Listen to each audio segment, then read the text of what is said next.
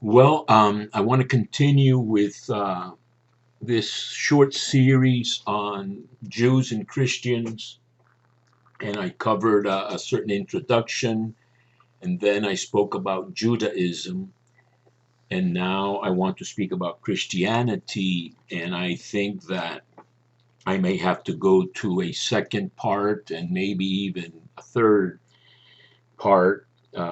I don't know on Christianity, and I've approached this as a dialectical relationship. Judaism dates back to perhaps the time of the Exodus, 1250 BCE, and then certainly the Babylonian exile is a crucial period for the forging of uh, Judaism in the form that eventually has become rabbinic Judaism. And of course, Christianity emerges from Judaism. And we had spoken in the introduction and even in the second program on Judaism of this Pauline idea that we try to make Christ jealous by, or the Jews jealous, excuse me, by acting as a messianic people.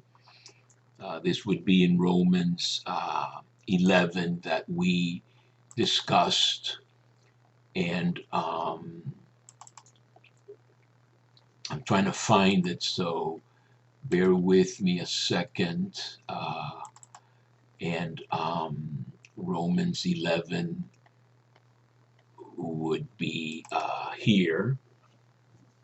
Paul says that basically plan A was that the gospel be preached to the Jews. In fact, the Gospel of Matthew famously has Jesus tell the disciples, "Do not go to the Samaritans or to the pagans, etc., but only go to the lost sheep of the house of Israel," which to me is Matthew's invention to stress that Jesus came only to the Jews and that the Jews rejected him and even asked for a curse on themselves. Let his blood be on us and our children. So that then, having rejected the gospel, Jesus can then in chapter 28 of Matthew say, "Go out to all the Gentiles, pagan nations, etc., and proclaim the gospel," etc. So I think that is Matthew composing a scenario in which plan A is that Jesus goes only to the Jews, they reject the gospel, and then the gospel goes to the Gentiles. A little bit like Acts of the Apostles, where they go to preach at the synagogues, who were the places where the only people that could understand this thing about the awaited Messiah would understand, both Jews, proselytes, and God-fearers, pagans who went to synagogue because they were attracted by Judaism and its ethics and monotheism, etc. And I think we covered some of that in the Judaism video that I did the last time. But they're not today. So plan B was to go to the Gentiles, but Paul says in Romans 11 that his ministry is to make the Jews jealous and make them, want to join this messianic people that are the Christians. And I have, emphasized that we are far from making the Jews jealous. In fact, it seems that Christians have been jealous of Jews and their success in business and in just survival in the Middle Ages, etc. In Spain, for example, they expelled all the Jews. The Jews were expelled from England and almost everywhere else. But in Spain, there's certainly, I've read about the accounts of the Inquisition, how the Jews would typically have servants, and there would be an award to betray someone who either had been forcibly baptized to become a Christian or who came from a family that sometime in the past had been forcibly converted. I think the Jews call it shahad or something like a massacre or something. In other words, they could be in the 1391, they offered the Jews exile, murder, or baptism, and many Jews chose baptism, and they were called marranos, like hogs, or neusim. I think the Jews called them neusim or nesusim, something like that.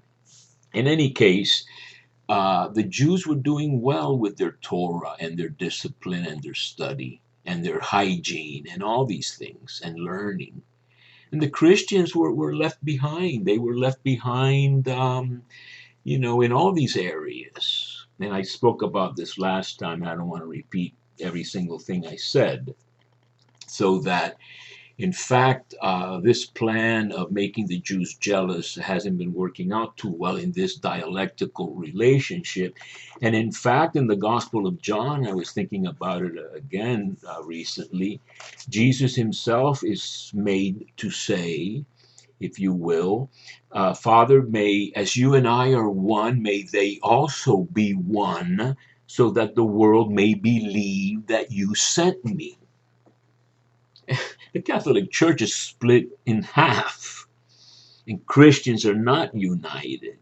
You can imagine how disunited the whole world is. So that we have a long way to go. And my task this morning, this beautiful South Florida morning with perfect weather, is to try to expound my view of the origin of Christianity, and starting, of course, with the person of Jesus. And I tried to give some thought to this last night as I lay in bed. I don't prepare these things too much, but I've been at it for many, many years. Obviously, Jesus existed and was a Jew from Galilee, a land that had belonged to Israel, I think, under Josiah. It was taken back, and Jesus was born he may have been born in Bethlehem in Judah, but certainly grew up in Nazareth, and apparently made his public appearance as a teacher, preacher, prophet around the age of 30. So this is in Galilee of the Gentiles, not the headquarters of Jerusalem with the temple. And he, I think, was acclaimed as son of David in Mark, who is not big on royalty or the Messiah as a king. So that, for example, when the two sons of Zebedee in Mark 10 want places of honor with Jesus when he triumphs, unlike Matthew, it's not in his kingdom, but in his glory. So Mark is playing down Jesus as Messiah or even son of David, but Bartimaeus, the blind guy, acclaims him as son of David, etc. In the messianic entry in Mark, blessed is the kingdom of our father David, but Jesus is kind of like once removed from kingship. So that when we do have son of David, I think that's an indication that Jesus was commonly thought to be from the tribe of Judah, maybe even a descendant of David, which of course would be important for messianic status. Um, So Jesus definitely, I think, acts like a prophet and a healer. And if we went by the earliest gospel, the Gospel of Mark, um, there's this famous, messianic secret, or I think Hengel said it's more of the Son of God's secret. The real nature of Jesus is Son of God. But that's a mystery that only the demons know, the narrator, the Son, and the Father. And only when Jesus dies on the cross and the centurion sees how he has died does a human being proclaim truly this was the Son of God. But Jesus is definitely a prophet, and I think for sure he must have been a disciple of John the Baptist. I don't think he woke up one day and said, I think I'll go get baptized by John the Baptist. I think he uh, was in the kind of type of Judaism that was in line with that of John the Baptist out in the desert, actually on the opposite shore of the Dead Sea Scrolls community, Qumran. They're in the northwest, in the land of Israel, even though it's Damascus, the place of exile, etc. John is apparently on the other side of the Jordan, Perea, or some other place in the other side of the Jordan, maybe around where Elijah had crossed over to in the second book of Kings. And he's like an apocalyptic prophet awaiting the coming of the Lord. And the axe is laid to the root, and there will be a fire purification, kind of Enoch type, apocalyptic type, even Daniel refinement by fire type of call, just like Malachi, which is considered to be the vocational narrative, Malachi 3 of John the Baptist. He will refine the sons of Levi so that they can offer the mincha, the sacrifice, the cereal offering, etc., in purity, etc. So Jesus responded to that. Just like I think that his disciples in the first chapter of John are depicted as studying the scriptures, and they were sort of expecting God to intervene or intervene in the person of the sending of the Messiah. And I think Jesus uh, fit that description or hope that perhaps they were disappointed by when he got arrested. But in the early part of his ministry, they, I think, thought he was the Messiah, some kind of Messiah, probably the traditional Jewish Messiah. He'll smash the heads of the enemy nations that oppress Israel, and people can get positions in the kingdom. The kingdom of Israel will be restored. This is clear from the Emmaus episode in Luke 24. We thought he was going to restore the kingdom of Israel, but it's been 3 days and he was crucified, and nothing has happened. Some women have some rumors that he rose from the dead or the tomb was empty or something. And even in Acts of the Apostles, again, when are you going to restore the kingdom of Israel? So that, and Jesus talks about banquets where they'll come from the east and the west and have a banquet in the kingdom, etc.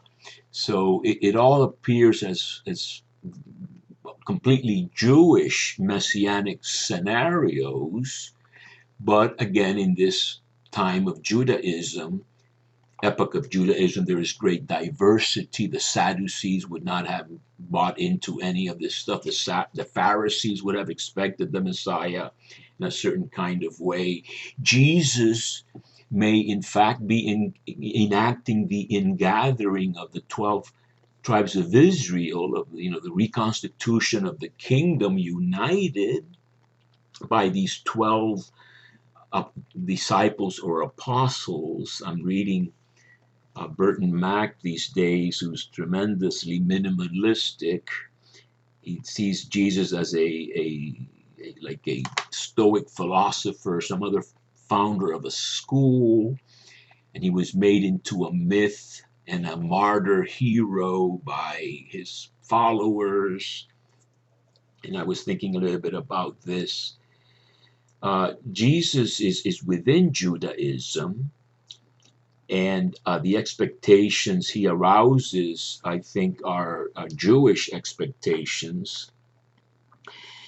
Um, and I think in the prophetic tradition, he is going to severely criticize oppressors, hypocrites, the unjust, the rich, exploiters, etc. You could look at Micah, Amos, anybody, Jeremiah, whoever. So that he did earn the enmity of Jewish leaders, high priests and others, the Pharisees. I think he was in controversy with the Pharisees over purity observations. The Pharisees are vying for power as other groups are. And Jesus apparently is welcoming sinners and tax collectors and is famous for these meals.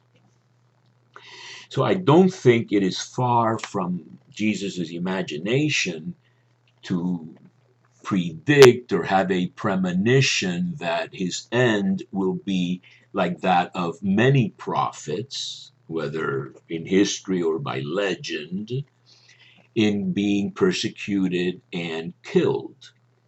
Jeremiah may have been stoned in Egypt. I think the assumption of Isaiah says he was sawed in half by Manasseh, the king, and many other prophets. Amos is told to get the hell out of there from the northern kingdom, etc.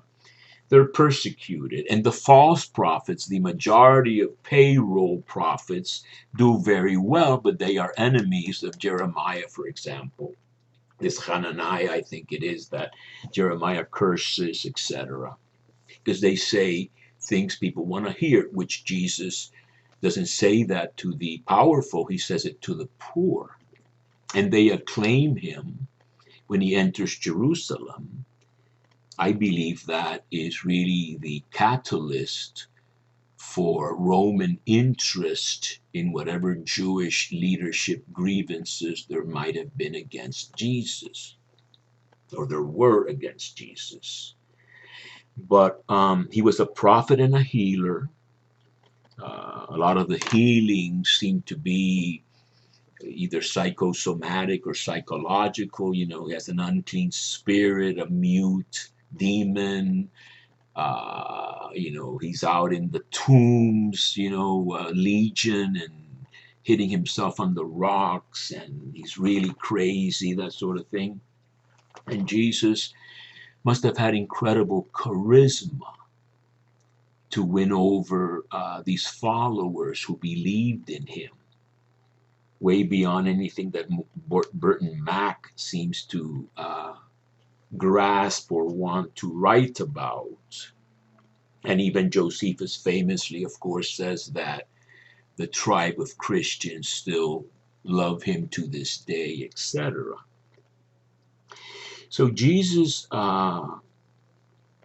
may have had this revelatory experience at the baptism, depicted as the heavens being torn open and a voice saying, "You are my beloved son," very much in, suffering servant of Isaiah language. I do believe that Jesus had a peculiar notion of God as his very own Father, an intimacy, a uniqueness, which I think separates him from the prophets of Israel. This is Christian belief in my interpretation. Letter to the Hebrews famously talks about it, that in former times God spoke through his servants the prophets. In these last days he has spoken through a son who has been made heir. Very similar to the parable of the murderous tenants who, after beating the envoys of God, the prophets, finally killed the heir, the son, a parable that is even found perhaps in a more primitive form in the Gospel of Thomas. So that even that would be some sort of indication of Jesus having a unique sense of himself in regards to God. Um, and so when we have that element, we have his the Greeks would say parousia, freedom of and boldness of speech in denouncing hypocrisy and religious hypocrisy and exploitation, etc., and then promising reversal of roles, eschatological reversals. The first will be last, the last will be first. The poor will inherit the earth, the meek, etc. You have somebody who is conscious of the fact that his end will be violent, and in fact it must be, because otherwise he would not be a true prophet. Blessed are you when they persecute you, says the Sermon on the Mount. Whether that's heavy Matthean redaction or not, I think it comports quite well with Jesus's sentiments and premonitions, etc. So that he made some name for himself and was acclaimed during the Passover, entering Jerusalem. And I do believe he entered in on this perhaps purebred jackass, which goes back to Genesis 49 and is recycled in Zechariah 9. The double donkey that I say, but it's really a way of saying a purebred jackass, the son of a pure jackass, not an infertile hybrid type of thing. And I think that the Gospel of John, which is the lofty eagle theologically flying over, Jesus making these long speeches and very more abstract things, etc., with a minimal vocabulary, zaps you continually with historical kernels, and one of them may well be that Romans were in on the arrest of Jesus. I don't think it was a cohort of hundreds of soldiers who fell to the ground when Jesus says, I am. But nevertheless, I don't think, and I've been reading, I'm almost finished with Raymond Brown's two big tomes on the death of the Messiah. I don't think the Jews manipulated Pilate very much to procure the crucifixion of Jesus. I think that the Romans wanted him out of the way, and certainly were probably informed about him by the chief priests, etc. And thankfully, the creed that we have in Christianity says suffered under Pontius Pilate, not killed by the Jews. So that I think that Jesus knew his end. And I also think he had this faith. I mean, N.T. Wright makes a big deal about always translating the faith of Jesus in some of these Pauline letters. Pistis tu Christu, not faith in Jesus or the faith that we have regarding Jesus, but Jesus' own faith, I think, led him to expect a victory. Now, whether he envisioned this as jumping the gun on the general resurrection expected in Daniel 12 of the just, the righteous, the masculine, and others, or whether whether as the own Son of God, he did interpret Psalm 16, you will not let your faithful one experience corruption.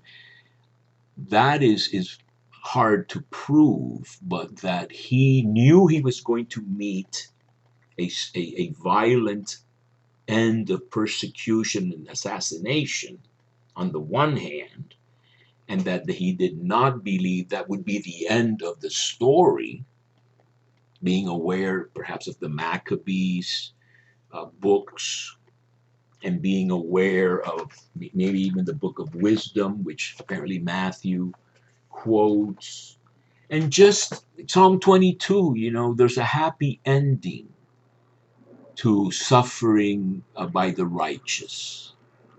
And other books. Enoch seems to be in the picture, the Son of Man sitting in his throne of glory. And you have the Daniel Son of Man. Then you have elaborations on the Son of Man judging and coming in glory in the kingdom of the saints of the Most High, etc. You have all these ideas of triumph after when everything seems to be completely bleak. And I personally don't doubt that Jesus had this type of faith. But what is very interesting is that he does meet this violent end, and apparently I don't think the Gospels make up that his followers could not deal with that unraveling of their hopes, so that he was abandoned and arrested and taken to be crucified without any other arrests that we know of. Even if, Peter or somebody slashed the ear of the high priest's servant, there is no report of rounding up Jesus' followers. It's just Jesus. So that his followers apparently abandoned him, and he was crucified. And I think that the account again in Luke 24, the Emmaus episode, where the disciples are dejected and we're expecting another ending for Jesus, which is alluded to, I think, on the cross. Let's see if Elijah will come and usher in the Messianic era or things like that. Let's see whether he can save himself, etc. I think that, humanly speaking, his disciples were quite disappointed, disillusioned, and I don't think that without any further experiences, they simply made up this myth of Jesus the Christ risen from the dead and made Lord. And you have the example of Paul, which is interesting. So what I am saying is that I do believe, and from my own, even personal studies and religious experiences, there is such a thing as a religious experience that can change your life. And I believe that the disciples of Jesus, as Josephus sort of intimates, experienced Jesus alive and ruling and victorious after his death, shortly after his death. I also think it's interesting that, and I think Hans Kuhn, who is not a gullible, may he rest in peace, I don't think there was ever a cult of the tomb of Jesus. So that this issue of the tomb is very interesting. N.T. Wright, more conservative, insists on this bodily resurrection. I asked personally Xavier Leon Dufour back in the day, 1975, I guess, in Mexico. You mean to tell me that Jesus didn't really eat fish like Luke says and offered his hands to be, put your finger in, etc.? He goes, no, these are just ways of conveying, especially in ancient literature, the reality of the experience. But the reality was there. And the reality was such that it empowered Jesus's followers and believers to endure persecution for a very long time. Now, sometimes I've said there was persecution from the beginning to the year 300 or so with Diocletian. I was reading the Jewish Study Bible, the Jewish New Testament this morning, and it says really persecutions really began around the year 250, maybe with Decius, who killed Saint Emilio and Saint Castus. But Nero had already persecuted Christians in the year 64 or so, 30 years after Jesus' death. And the book of Revelation, supposedly written towards the end of the first century, year 96 under Domitian, talks a lot about persecution. Letter to the Hebrews talks about persecution. The Gospels talk about persecution. You can't say that persecution just began 250 years after Jesus died.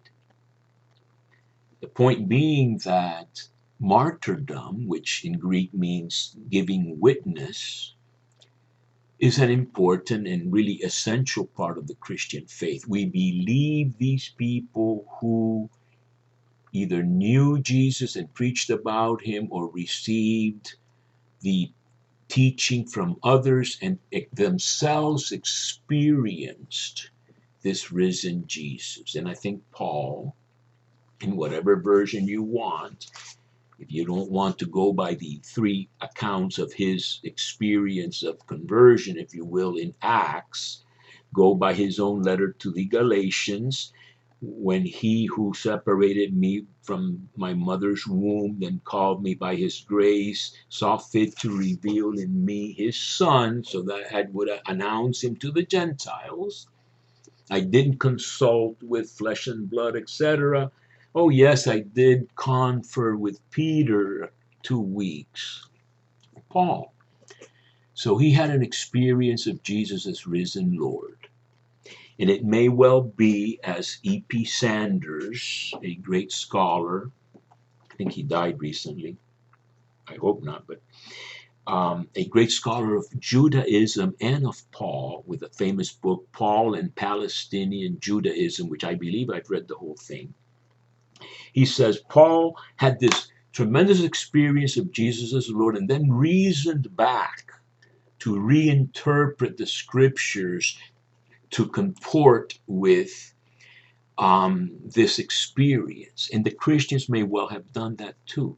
They may have gone back to the Old Testament and seen the Psalms and seen the prophecies and this, that, and the other, and then fleshed out their understanding or intuition of what they had experienced of Jesus after he had died. And that is how Christianity emerges. And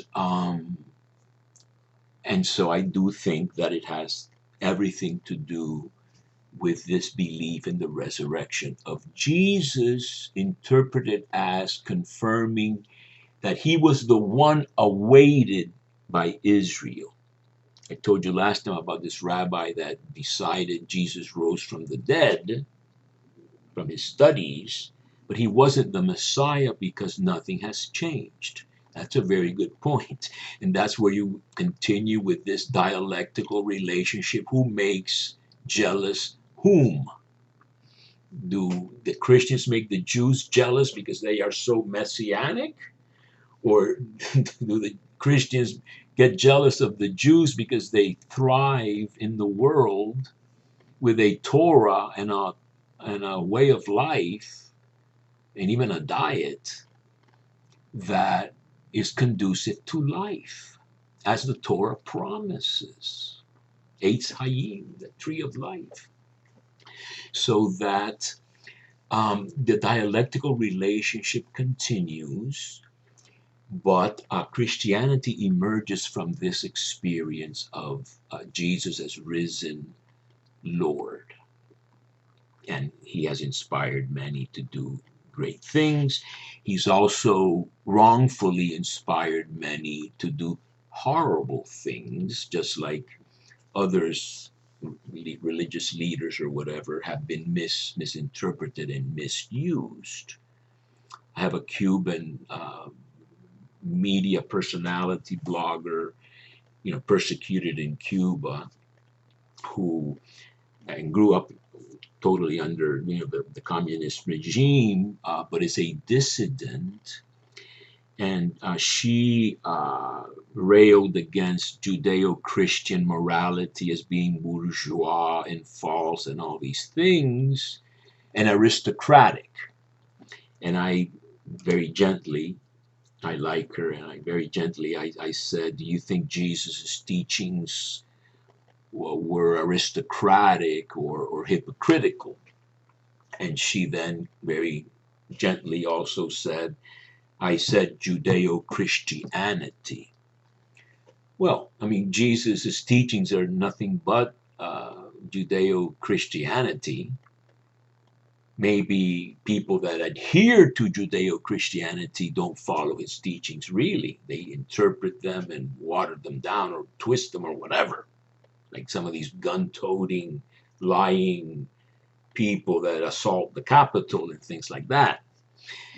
But nevertheless, uh, based on a reading of Israel's scriptures, based on forming part of a type of Judaism that did await an intervention by God, often a messianic intervention by the person of a Messiah. Christians interpreted Jesus as that Messiah, except that they were into this change they had experienced and living in community and sharing, like Acts depicts a bit idealistically. They interpret that as being part of the kingdom of God, or at least being part of that little seed of the kingdom that grows like a mustard seed into the largest of trees, where the birds can flock and all that. That's found in the prophet Ezekiel and even in Daniel. So that one could say that the Christian view of this messiahship is spiritualized. It's kind of like made to be pie in the sky. Whereas, and then you have liberation theology and other Christian attempts or utopian attempts to, like the Jews say, repair the world, have justice, share goods, don't destroy the planet, turn swords into plowshares, feed your neighbor, clothe your neighbor. Don't just say, "Have a good day. My thoughts and prayers are with you," but no gun control.